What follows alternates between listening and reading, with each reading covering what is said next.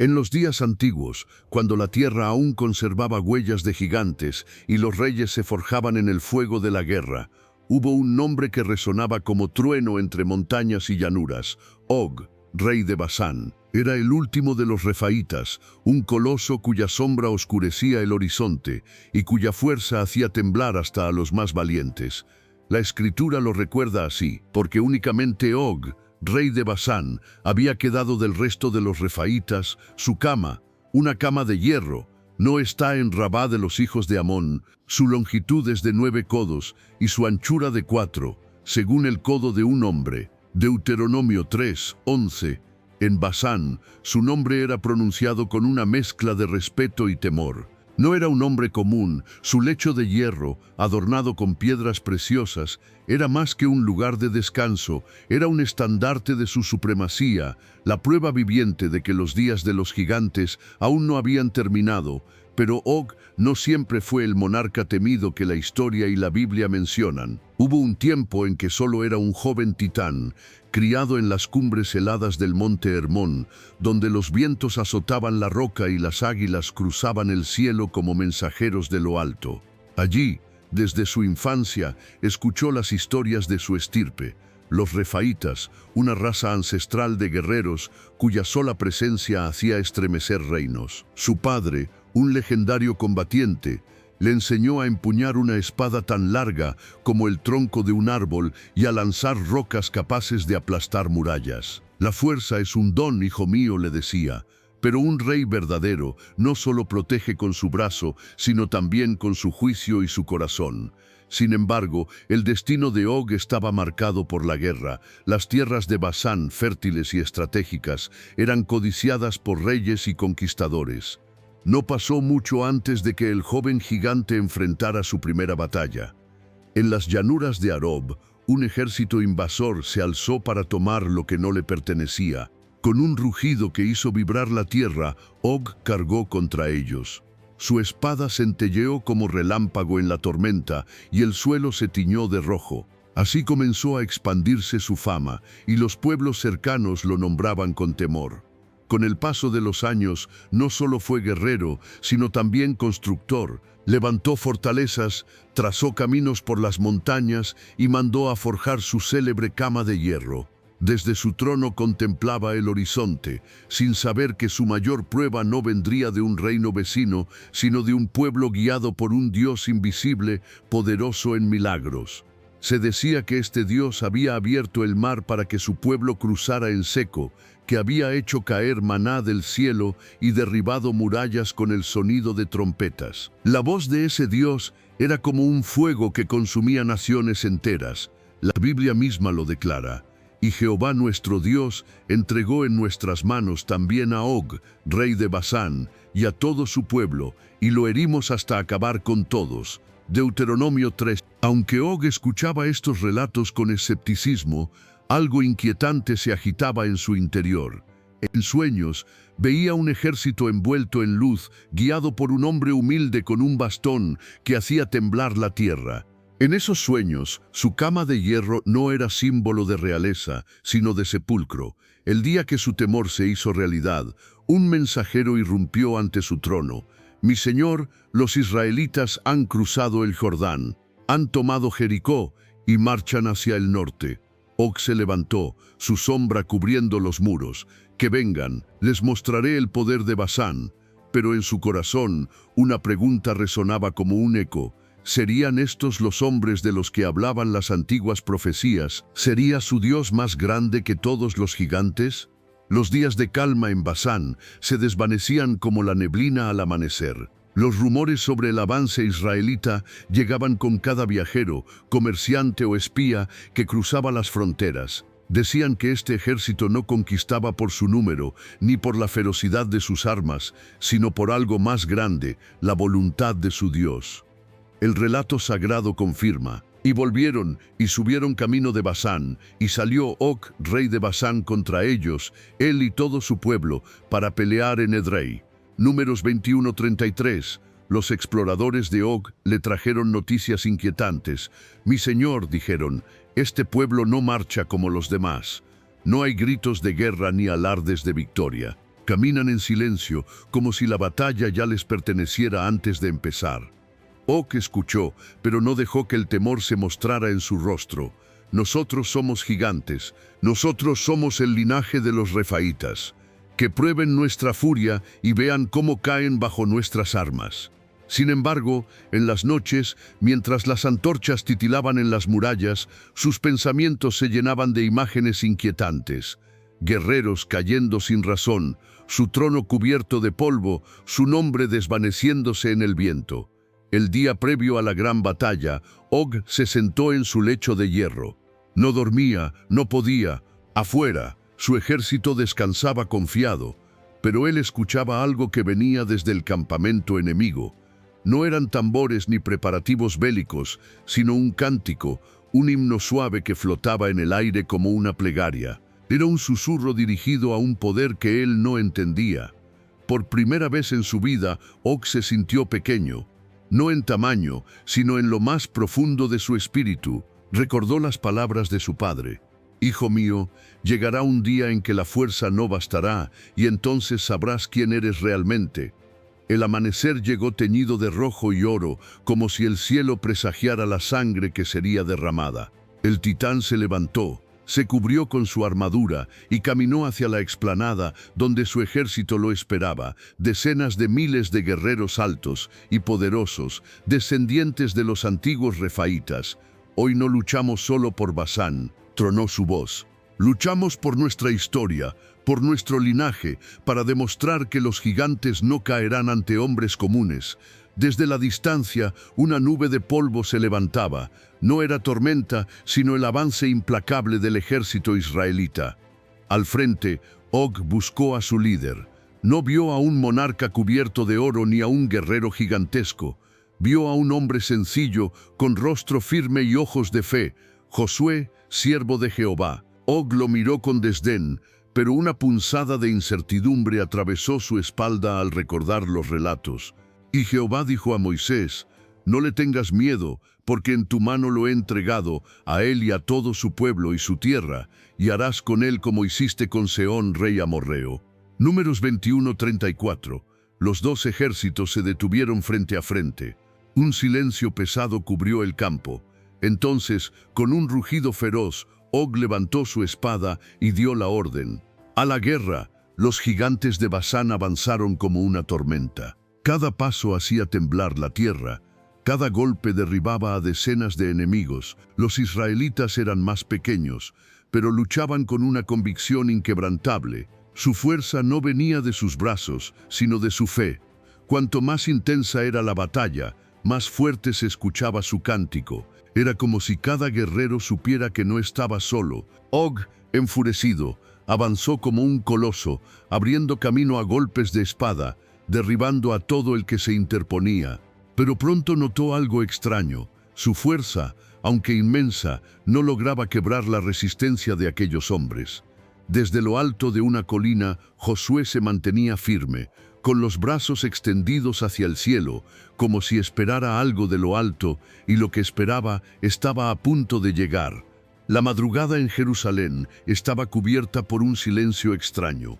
El viento parecía arrastrar consigo un lamento invisible, como si toda la creación presintiera lo que estaba a punto de suceder. Jesús, golpeado y debilitado, cargaba sobre sus hombros el madero que pronto sería su altar. La multitud lo seguía, unos con burla, otros con llanto, y algunos con un silencio que decía más que 1000 palabras.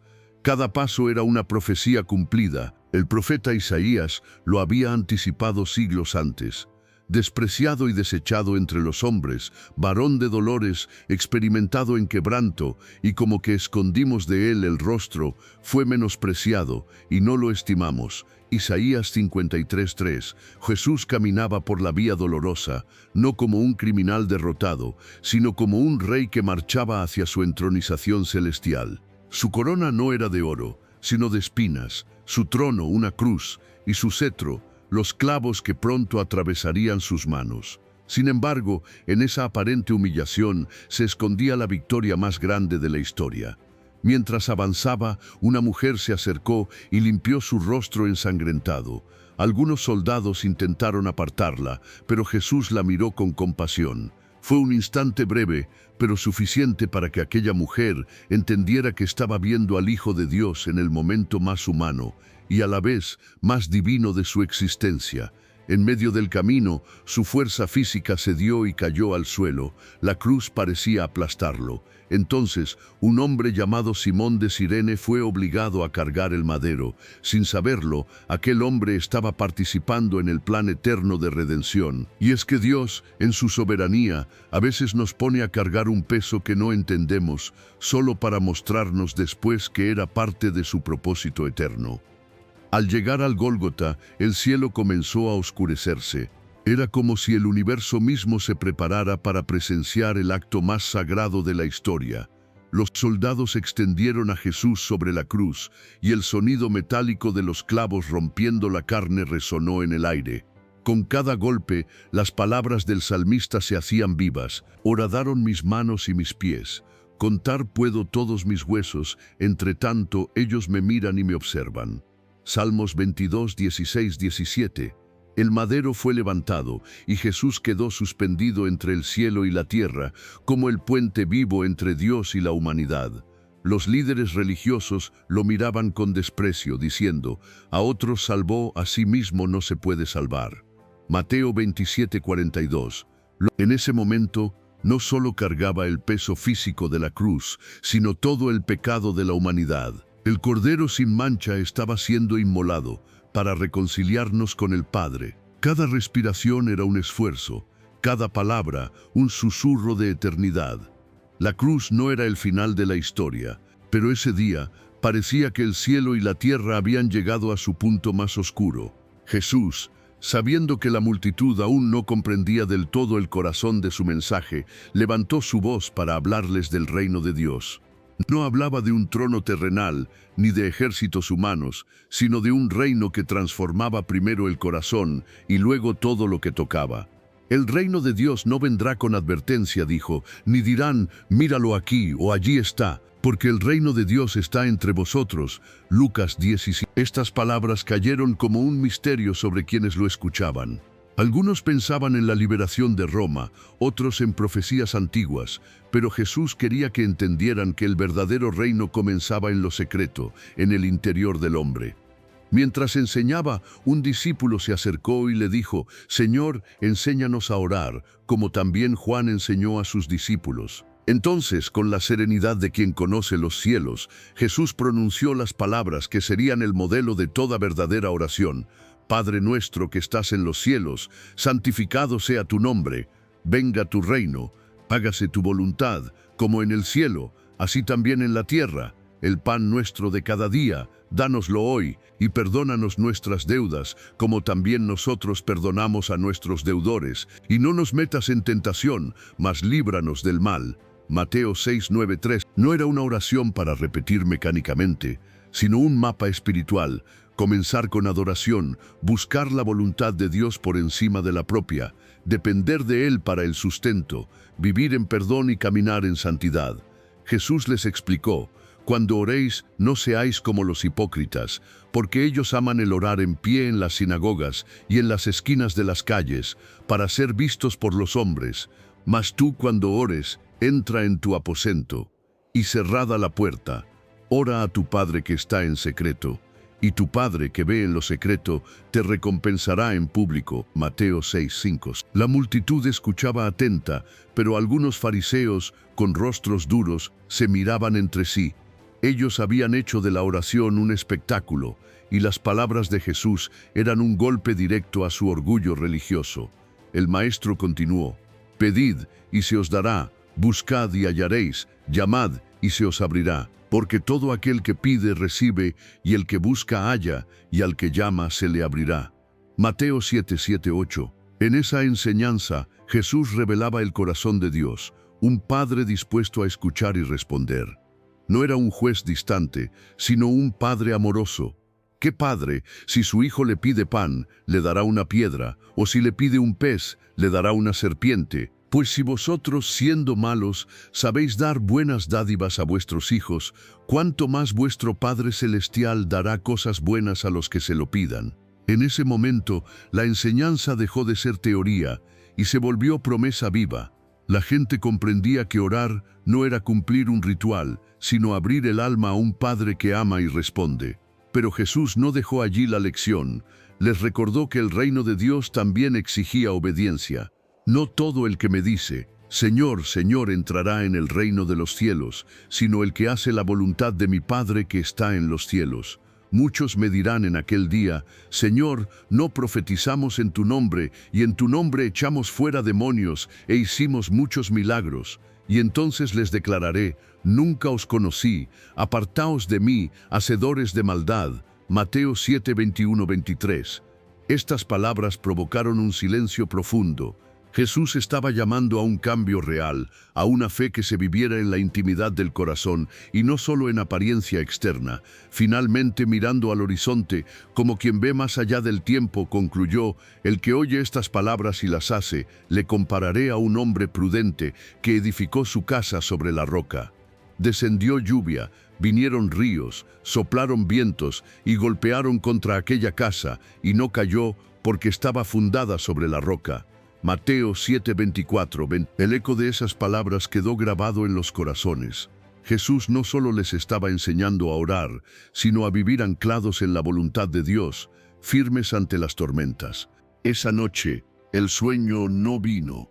Malaquías caminó solo por los callejones de Jerusalén, mientras la luna trazaba sombras largas entre los muros. Sentía que algo se cerraba, como si el cielo estuviera preparándose para sellar su boca. Subió al monte que da al valle de Cedrón. Allí, bajo el cielo estrellado, oró en silencio. No pidió gloria, ni protección, ni milagros, solo que el mensaje fuera entendido, que el fuego que Dios le había confiado no quedara encendido. Entonces una voz, suave pero poderosa, rompió el silencio de su alma. Ellos temen mi nombre, aunque no hablen en público. Lloran en secreto, aunque nadie los escuche. Para ellos escribiré un libro de memoria, y serán míos cuando yo actúe. Malaquías 3. Al día siguiente, caminó entre los puestos del mercado como siempre, pero en su mirada había algo distinto. No desesperanza, sino resolución, y fue entonces cuando recibió su última visión. No era Jerusalén la que veía, no eran sacerdotes ni escribas. Era un desierto, y en medio de aquel lugar árido, un hombre caminaba. Su ropa era tosca, hecha de pelos de camello. Su rostro era severo, su voz como trueno entre las montañas. Arrepentíos, porque el reino de los cielos se ha acercado. Mateo 3, Malaquías 4, 5, 6. El profeta cayó de rodillas, no por miedo, sino por asombro. El futuro se abría ante él como un rollo desplegado por manos invisibles. No vería el cumplimiento, pero sabía que sucedería. Y entonces entendió, no solo había sido enviado para su tiempo. Sus palabras estaban destinadas a cruzar siglos, a sobrevivir guerras, exilios, imperios y persecuciones. Serían preservadas, repetidas, leídas, hasta que llegara el Mesías. Esa noche Malaquías escribió su último mensaje. No fue una carta privada, no fue una queja personal, fue una proclamación eterna. He aquí, yo envío al profeta Elías antes que venga el día grande y terrible del Señor. Malaquías 4:5. Enrolló el pergamino con manos temblorosas, lo depositó en el templo, entre otros escritos santos, y se retiró en silencio. Nadie lo celebró, nadie lo despidió. Nadie notó que era la última vez que un profeta hablaría por siglos, porque después de Malaquías vino el silencio. Un silencio pesado, no una pausa, no un descanso, sino un retiro deliberado de la voz de Dios. Durante 4 siglos no hubo así, dice el Señor. Los sacerdotes siguieron sacrificando, los escribas continuaron escribiendo, los fariseos multiplicaron reglas, pero Dios no habló, no porque hubiera desistido, sino porque esperaba el momento perfecto. Y mientras los hombres continuaban con su religión vacía, el cielo aguardaba por Juan, aguardaba por Jesús. aguardaba por la plenitud de los tiempos. Hermano, hermana, si este mensaje ha hablado a tu corazón, no lo dejes aquí. Suscríbete y activa la campana para recibir más enseñanzas que fortalecerán tu fe y te acercarán al plan eterno de Dios. Comparte esta palabra para que otros también sean edificados y juntos preparemos el camino del Señor.